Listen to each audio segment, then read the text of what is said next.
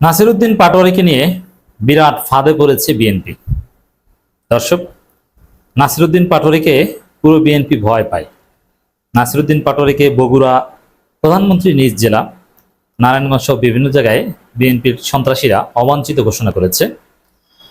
এখন দেখেন, গণতন্ত্রে কোনো বিরোধী দলীয় গুরুত্বপূর্ণ নেতাকে অবাঞ্ছিত ঘোষণা করা, এটা বিএনপির ইমেজ ক্ষুণ্ণ করছে এবং বিএনপি যে অগণতান্ত্রিক পথে হাঁটছে তার প্রমাণ।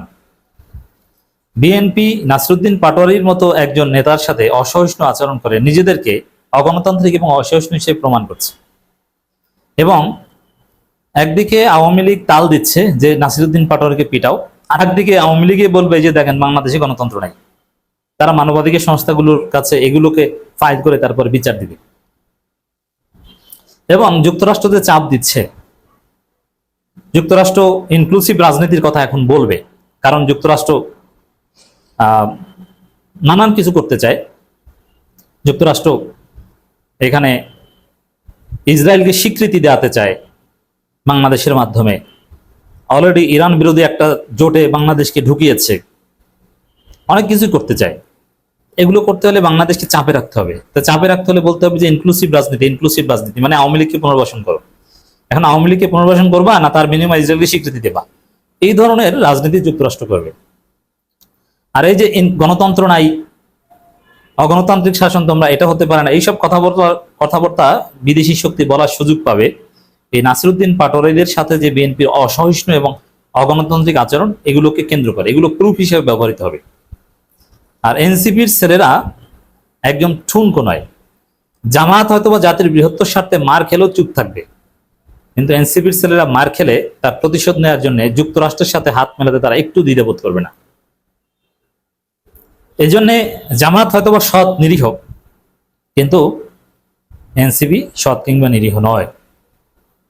তারা বাস্তববাদী রাজনীতি করে, অত আদর্শিক রাজনীতি। জাতীয় স্বার্থ মানে কি তাদের কাছে? দলীয় স্বার্থই হচ্ছে জাতীয় স্বার্থ। এটা জামাতবাদের সব দলের ক্ষেত্রে এটি। জামাতের কাছে যে একদম না তা না, তারপরও জামাতের মধ্যে কিছুটা চিন্তা আছে যে নিজেদের ক্ষতি হলেও জাতির বৃহত্তর স্বার্থ চিন্তা করা, দেশ ভালো থাকুক। যেমন 2008 সালে নির্বাচনে জামাত জানতো যে এটা যাওয়া তাদের জন্য ভালো না, কিন্তু তারপরও 2008 সালে নির্বাচনে জামাত গিয়েছিল এবং নির্বাচনের পক্ষে ছিল, বৃহত্তর স্বার্থে, যে না আমাদের ক্ষতি হলো একটা নির্বাচিত সরকার আসুক, 111 চাইতে তো ভালো হবে। তো দর্শক, এই নাসিরউদ্দিন পাটোয়ারির সাথে বিএনপির যে অসহিষ্ণু আচরণ, তার ফল ভালো হবে না। তারেক রহমান অসম্ভব ভুল করছেন। এবং দেখেন, পাটোয়ারির সাথে যত আচরণ হচ্ছে, যেসব কাণ্ড ঘটছে, সমস্ত সমালোচনার তীর কিন্তু তারেক রহমানের দিকে। পাটোয়ারি নিজেই বলছেন, তারেক রহমান আপনি এগুলো ছাড়েন, আপনি গ্যাংবাজি ছাড়েন। লন্ডন থেকে আসছেন, ভালো মতো দেশ চালান, গ্যাংবাজি ছাড়েন। আর গ্যাংবাজি করলে আপনি বলেন যে আমি গ্যাংবাজি করব, এরকম আপনার লোকজনের মাধ্যমে গ্যাংবাজি করান কেন?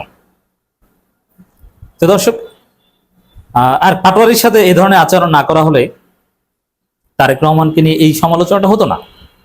তারেক রহমান নিজের সমালোচনা নিজে ডেকে আনছেন, এটা কি তার জন্য ভালো? জুলাই প্রজন্ম, জুলাই যোদ্ধাদের প্রতিপক্ষ বানাচ্ছেন এবং পাটোয়ারিদের এক সহযোদ্ধার চোখ গলিয়ে ফেললো। প্রধানমন্ত্রী এ বিষয়ে কিছু বলো না, কোনো অপরাধীদের গ্রেপ্তারের কোনো খবর নেই। তাহলে প্রধানমন্ত্রী এখানে নির্লিপ্ত কেন? এই প্রশ্নের উত্তর কি দিবে?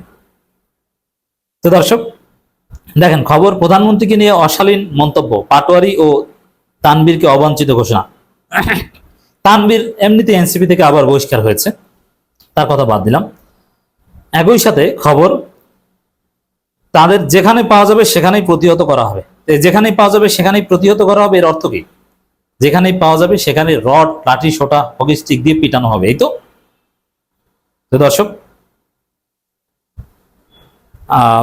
একদিকে পাটোয়ারিদের সাথে এই আচরণ, আর একদিকে মিরপুর 10 নম্বরের মেট্রো রেল স্টেশনে সাময়িক বন্ধ, ওখানে বোমা পাওয়া গেছে। আরেকদিকে সার্জিওগড়ের তৎপরতা।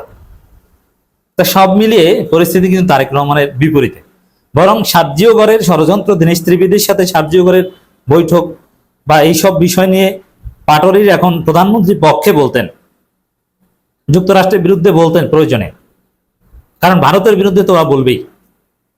দীনেশ ত্রিবেদী কোন যুক্তিতে বৈঠক করেন, এইসব প্রশ্ন তুলতো তারা, কিন্তু না, তাদেরকে মারেন, আপনি পিটান। এখন বগুড়ায় প্রধানমন্ত্রীর জেলায় একজন বিরোধী দলীয় অতি গুরুত্বপূর্ণ নেতা। আওয়ামী লীগের আমলে আমির খসরু মাহমুদ চৌধুরীরা যে মানের বিরোধী দলীয় নেতা ছিলেন, ও তার চাইতে হিট বিরোধী দলীয় নেতা নাসিরউদ্দিন পাটোয়ারি। তো তাকে প্রধানমন্ত্রী জেলায় অবঞ্চিত ঘোষণা এবং যেখানে পাবে সেখানে মারার ঘোষণা। নারায়ণগঞ্জ সেম, এরপর দেখবেন পুরো বাংলাদেশে সেম। এটা একটা নজির, এইটা দেখে দেখে সবাই এই কাজ করার চেষ্টা করবে। প্রধানমন্ত্রী তারেক রহমানকে নিয়ে ফেসবুকে আপত্তিকর ও অশালীন মন্তব্য এবং দেশকে অস্থিতিশীল করার চেষ্টার অভিযোগে জাতীয় নাগরিক পার্টির মুখ্য সমন্বয়ক নাসিরউদ্দিন পাটোয়ারি যুগ্ম সদস্য সচিব গাজী সালাউদ্দিন তানভীরকে বগুড়ায় অবঞ্চিত ঘোষণা করেছে জেলা ছাত্রদল। পাশাপাশি তাদের যেখানে পাওয়া যাবে সেখানেই প্রতিহত করার ঘোষণা দেওয়া হয়েছে। আচ্ছা দেখেন, ভেরি সিম্পল, নাসিরউদ্দিন পাটোয়ারি যদি অশালীন মন্তব্য করে থাকে, আপনি শালীনভাবে তার জবাব দেন, আপনি কথার জবাব কথা দিয়ে দেন, আপনি পাল্টা বলেন। তাতেও যদি মনে হয় আপনি বিক্ষোভ মিছিল করেন, তাতেও যদি মনে হয় যে না কাজ হচ্ছে না, আপনি মানহানির মামলা করেন। কিন্তু অবাঞ্ছিত ঘোষণা করা, যেখানে পাওয়া যাবে সেখানেই পেটানো হবে, এটা কি? এটা কার রাজনীতি? এটা তো হাসিনার রাজনীতি। এই হাসিনার রাজনীতি ফিরিয়ে আনছেন তারেক রহমান না, এটা কিন্তু তারেক রহমান। আচ্ছা, বগুড়া জেলা ছাত্রদল এই ধরনের কথা তারেক রহমানের কনসেন্ট ছাড়া বলতে পারে? তারেক রহমান যদি বলে দেন যে বিরোধী দলীয় নেতাদের ক্ষেত্রে এরকম কথা বলা যাবে না, তাহলে কি এগুলো বলা সম্ভব? সম্ভব না। বগুড়া মহানগরের সাত মাথায় জেলা ছাত্র দলের উদ্যোগে বিক্ষোভ মিছিল ও সমাবেশ অনুষ্ঠিত হয়। সমাবেশ শেষে বিক্ষোভকারীরা গাজী সালাউদ্দিন তানভীরের ছবি সম্বলিত একটি ব্যানার ছিঁড়ে আগুন ধরিয়ে দেন। জেলা ছাত্র দলের সভাপতি নেতৃত্বে বিক্ষোভ মিছিল অনুষ্ঠিত হয় এবং অন্যান্য নেতারা, আমি অনেকের বক্তব্য শুনলাম, তারা প্রত্যেকে উস্কানিমূলক কথাবার্তা বলছেন। সমাবেশে হাবিবুর রশিদ সন্ধান বলেন, এনসিপি নেতা নাসিরউদ্দিন পাটোয়ারি গাজী সালাউদ্দিন তানভীর ফেসবুকে জিয়া পরিবারকে নিয়ে অশালীন মন্তব্য করেন। না, কোনো অশালীন মন্তব্য আমি দেখিনি। তিনি সমালোচনা করছেন, সমালোচনা মানে অশালীন মন্তব্য নয়। এখন এটা হচ্ছে হাসিনার ব্যাখ্যা, সমালোচনাকেই বলতে অশালীন, কুরুচিপূর্ণ কথা। আপনাদেরকে একটু স্মরণ করিয়ে দিই, বিএনপির চাঁদপুরের মতলব উপজেলা থেকে শুরু করে কয়েকজন উপজেলা সদস্য সচিব, উপজেলা আহ্বায়ক, এদেরকে পুলিশ ধরে নিয়ে গেছিল 2021 সালে। কেন?